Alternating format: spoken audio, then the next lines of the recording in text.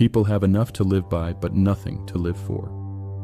They have the means, but no meaning. Viktor Frankl wrote that decades ago, and it has never been more accurate than right now. That hollow feeling you cannot quite name, the one that follows you even when your life looks fine from the outside, has a diagnosis, and Frankl found it in the most extreme laboratory imaginable, a Nazi concentration camp. Man's Search for Meaning is the book he wrote after surviving 3 years in Auschwitz, losing almost everyone he loved, and arriving at a discovery so precise it became the foundation of an entirely new school of psychology. Here are the 5 most important lessons from it, and why they matter more than almost anything else you will read this year. Lesson 1. Meaning is not something you find.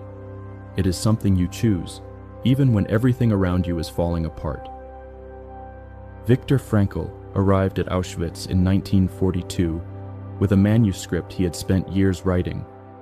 His life's work, a book on the psychology of meaning.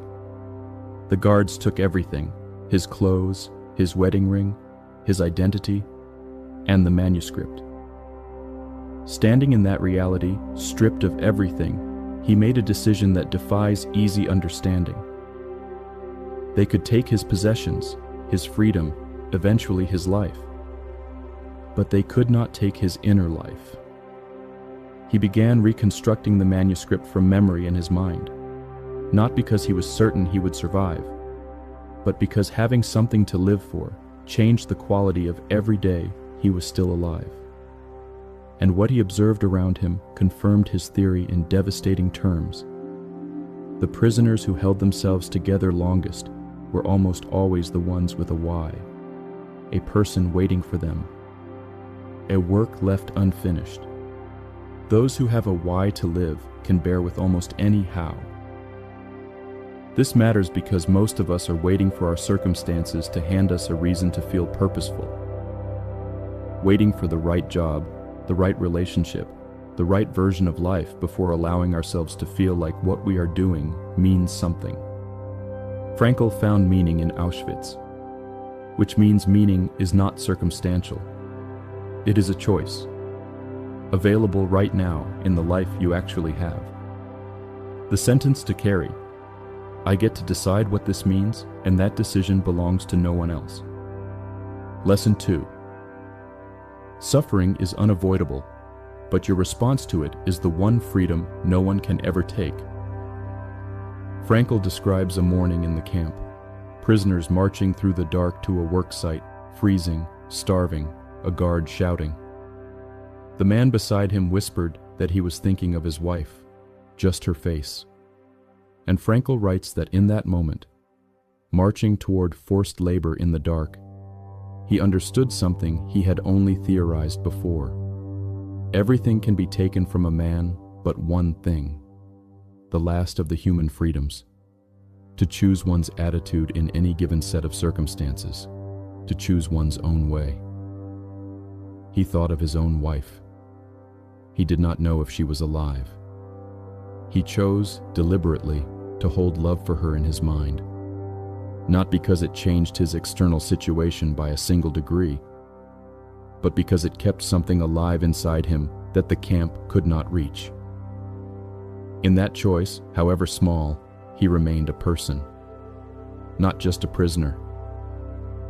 This matters because so much of the suffering we carry is real and legitimate, and not our fault. But how we relate to that suffering, the story we build around it, the attitude we carry through it, that is ours. It has always been ours. Most of us hand that over without realizing we were holding it in the first place.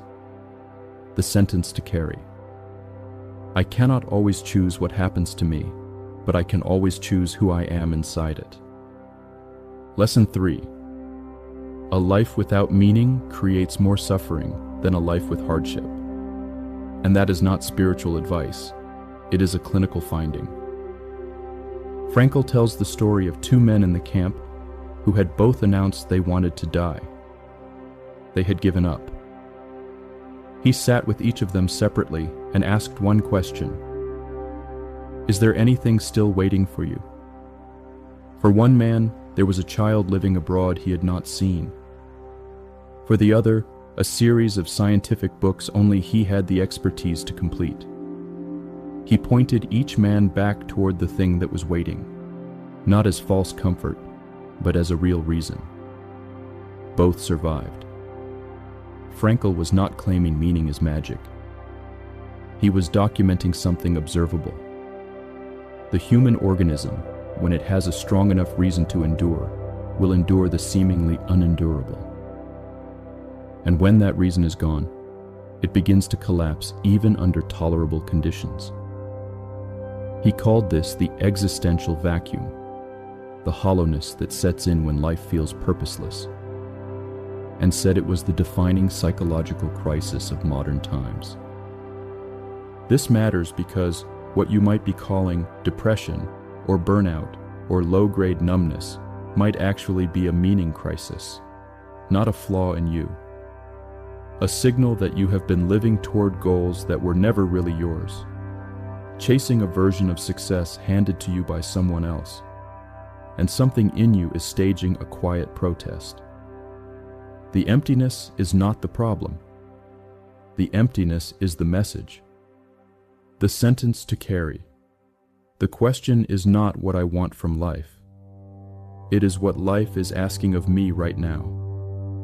Lesson 4. Love is the highest form of meaning available to a human being, and it does not require the other person to still be present. This is the passage that stops people cold.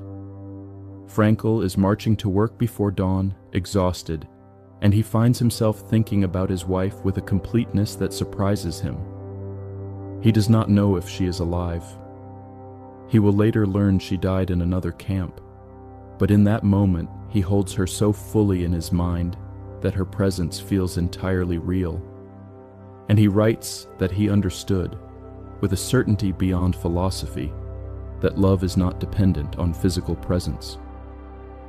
For the first time he saw the truth proclaimed by so many thinkers, that love is the ultimate and highest goal to which a person can aspire, that the salvation of man is through love and in love. The person you love can sustain you, give meaning to your worst days, whether or not they are still in your life in any conventional sense. This matters because many of us are carrying grief for people lost, relationships ended, versions of people we loved who are no longer who they were, and we treat that love as something that expired along with the relationship. Frankl is saying something different. Love, once real, remains real. What you carry for someone gone or changed is not a wound to recover from. It is meaning to keep. The sentence to carry. The love I carry is not a loss. It is one of the truest things I have. Lesson 5. You do not create meaning by looking inward. You find it by giving yourself to something beyond yourself. Frankl describes a woman he counseled after the war who had lost her son and could see no reason to continue. He did not argue with the grief or try to reframe it. He asked her to consider another woman, one who had also lost a child and had no one left, and to imagine what that life might have felt like without the love of that child. She sat with it. Slowly, she began to see that the grief she was carrying was itself the evidence of something, the shape of a love that had been real. Then Frankl gently turned her attention outward. Was there anyone still here? Anyone who needed her? She thought of a daughter still living. She began slowly and with enormous difficulty to orient herself toward that living relationship rather than only toward the loss. It did not really matter what we expected from life, but rather what life expected from us. Meaning flows outward, toward a cause, toward another person, toward work that asks something real of you.